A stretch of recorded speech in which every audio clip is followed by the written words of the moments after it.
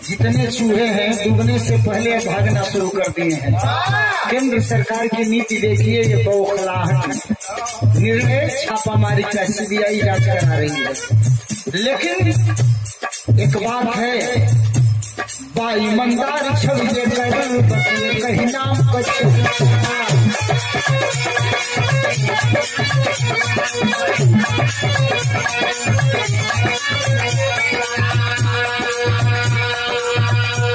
यादव अखिलेश के जैसन दूसरे ना कोई नेता।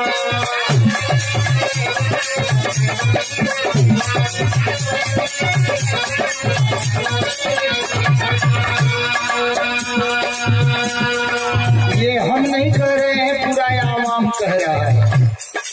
इसलिए कि जो 15 वर्षों तक सांसद रहा, 5 वर्षों तक मुख्यमंत्री रहा और उसके चरित्र पर या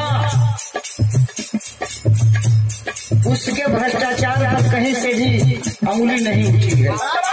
3 बार आगरा लखनऊ एक्सप्रेस वे की जांच जोगी जी करा दिए, लेकिन टस से मस वह रोड नहीं हुआ। हार करके जो जांच करने वाले थे, जांच करने वाले लोग जोगी को रिपोर्ट दिए कि मानक से भी मजबूत ये सड़क है, और उसके ऊपर सीबीआई का छापा पड़ रहा है। एक तरफ 11,440 करोड़ रुपए का घोटाला नीतीश कुमार किए हैं, जिनके साथ मिल करके तुम सरकार चला रहे, लेकिन 11,440 करोड़ रुपए की जांच तुम नहीं करा रहे। सृजन घोटाला बिहार में हुआ। जब भाजपा और नीतीश कुमार की मिली जुली सरकार थी, राजद और जदयू की सरकार से पहले, लालू जी की सरकार से पहले, 11,440 करोड़ रुपए का गमन किया नीतीश कुमार ने, और यही कारण है कि लालू जी का साथ छोड़ करके भाजपा से हाथ मिला लिया वो बेईमान चोर, और तुम उसकी जांच नहीं कराते हो।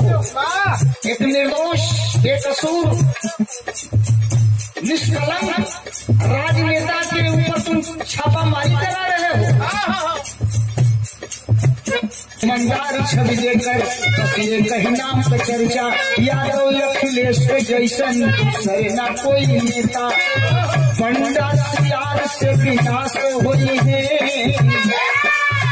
और बंडा केंद्रों में बंडा, आई हूँ बंडा प्रदेश में भी बंडा। अरे जना मेहरारू छोड़ के बाणा बनल बड़ा, अरे जना दिया है न कैल। अरे बंडा सियार से विनाश हुई है, अखिलेश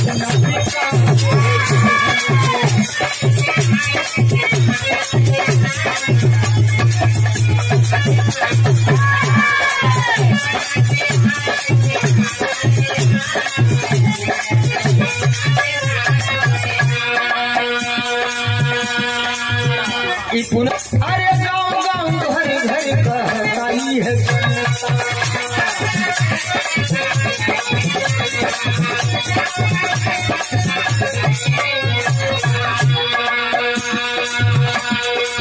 चोरन के रन फसल बाटे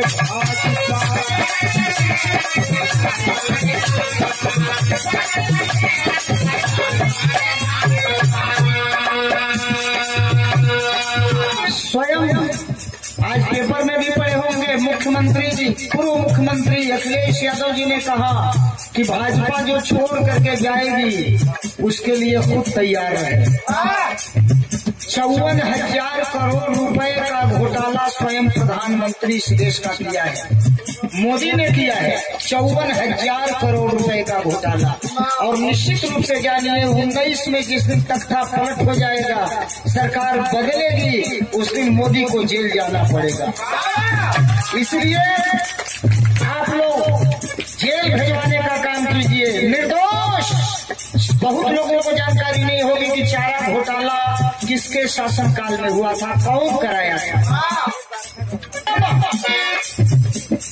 54,000 करोड़ का घोटाला देश के प्रधानमंत्री मोदी किए, जेल जाना पड़ेगा। लेकिन हमके तो लागता कि जितना विदेश घूमो तड़न एक खातिर घूमो तड़न की घोटाला तो हम पहले ही बानी, हमके जेल जाए के पड़बे करी, हार जाए तो जगह ही चौर ले कि भारत के साथ हम देश छोड़ के भाग जाए, कौना देश में जाके भागे। बस अभी आप देखे हैं जितने मोदी के रिश्तेदार हैं, कोई 9,000 करोड़ रुपए लेकर भगा है, कोई 5,000 करोड़ रुपए लेकर के भगा है। यही नहीं, ये भाजपा सरकार 1,75,000 करोड़ रुपए का कर्ज अडानी और अंबानी का माफ किया है। मोदी सरकार ने 1,75,000 करोड़ रुपए अडानी और अंबानी जो कर्ज लिए थे इन लोगों का माफ कर दिया। लेकिन किसानों का एक पैसा भी कर्ज माफ करने के लिए सरकार तैयार नहीं है। जबकि 1,60,000 करोड़ रुपए, लगभग 1,60,000 करोड़ रुपए, 2-4 हजार करोड़ इधर उधर हो सकता है, लेकिन अनुमान का 1,60,000 करोड़ रुपए पूरे देश के किसानों पर कर्ज है। पूरा देश का किसान एक और 1,60,000-65,000 करोड़ के बाद कर्जदार, लेकिन किसानों का कर्जा ही माफ ना करी हम।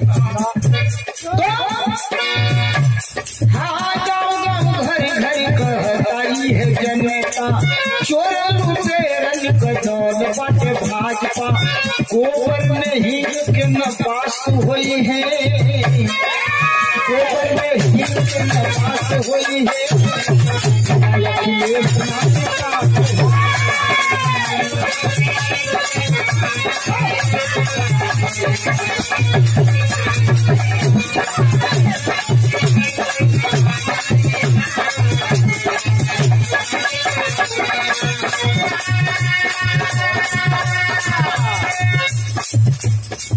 अब जय भीम के साथ में बोलो, जय के समाज का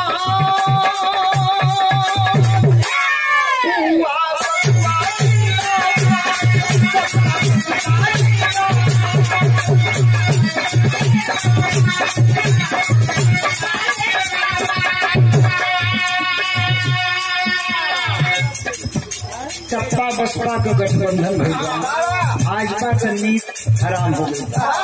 अरे भाई काठ का हड़िया एक बेर आगे पर चढ़े, दोबारा ना चढ़े। 15 लाख रुपए का वादा क्या हुआ?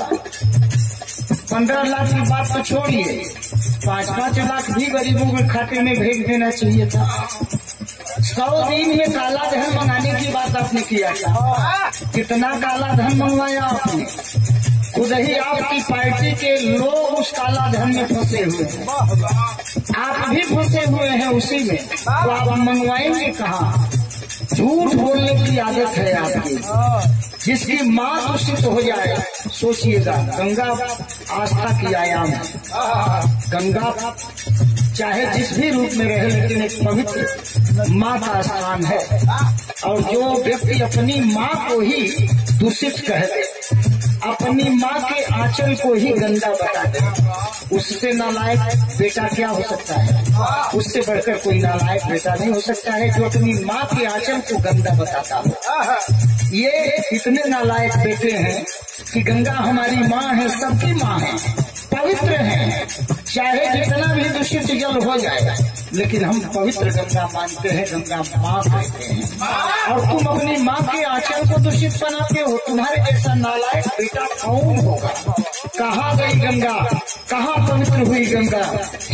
हजारों करोड़ रुपए तुमने गमन किया गंगा की शुद्धिकरण के नाम पर। इसलिए आज बात समझ में आई है, आज बात समझ में आई है, सबसे अगर कोई तबाह है इस देश में तो किसान वर्ग है, व्यापारी वर्ग है। गुजरात के रहने वाले मोदी, जय भीम के साथ में बोलो, चाहे कितना हो छापामारी करा लो, अखिलेश यादव डरने वाले नहीं है। सांझ को आज क्या, ईमानदार है, शान से कहता है कि हम सामना करने को तैयार हैं। आए सीबीआई, हम सीबीआई का जवाब देंगे। दम है तो 54,000 करोड़ का घोटाला करने वाला जम दम है तो राफेल पर जो बहस चल रही है उस पर खुल करके क्यों नहीं पत्रकार वार्ता करते हो? तुम्हारे अंदर दम है तो करो। तो जाइए भीम के साथ में बोलो जय जय समाज का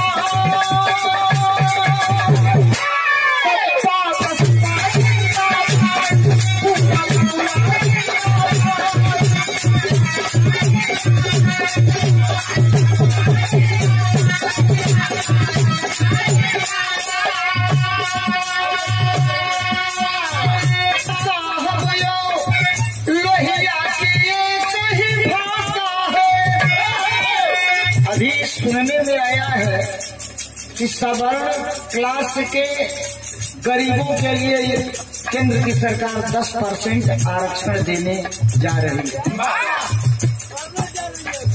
करने जा रही है, देने जा रही है। सोचने वाली बात है। 15% के लिए 10% आरक्षण और जो 85% है उसके लिए 49.5%। तो 49.5 और 10 69.5% हुआ। 85% पूरा कर दो, सबके लिए न्याय मिल जाएगा। 85 को 85 कर दो, 15 को 15 कर दो, और न्याय नाम की कोई बात नहीं होगी। सारे लोग खुश हो जाएंगे, हर जाति के लोग खुश हो जाएंगे। लेकिन दम है तो दम तुम्हारे अंदर नहीं है, केवल तुम भाषण वीर हो। तो अरे फूले बाबा साहब यो लोहिया कहीं भाषा है। आरक्षण की बात पर 15 और 85 की बात आती है। मान्यवर कांशीराम साहब ने 15-85 का नारा दिया। उसके पहले पिछड़ों के लिए डॉक्टर राम मनोहर लोहिया जी कहे थे कि सोशलिस्टों ने बांधी गांठ, पिछड़ा पावे 100 में 60% पिछड़ा वर्ग है और सबको मिलाकर 85% है। तो 85% बात तो एक ही है। अरे फूले बाबा साहब यो लोहिया की ये नहीं भाषा है, आरक्षण अधिकार है सबका, 85 को आशा है। जागो देश के मुद्दिशो, मुद्दिशो शब्द हमारे डिक्शनरी का है, दिमाग के डिक्शनरी का। कहीं डिक्शनरी में खोजे जाई तो मुद्दिशो शब्द ना मिले। ये परशुराम के दिमाग का डिक्शनरी है। संक्षिप्त नाम हो मुंह से मुसलमान, द से दलित, पी से पिछड़ा, शो से शोषित, और चारों के मिला के हम मुद्दिशो शब्द बना देते हैं। अरे जागो देश के मुद्दिशो सब मिल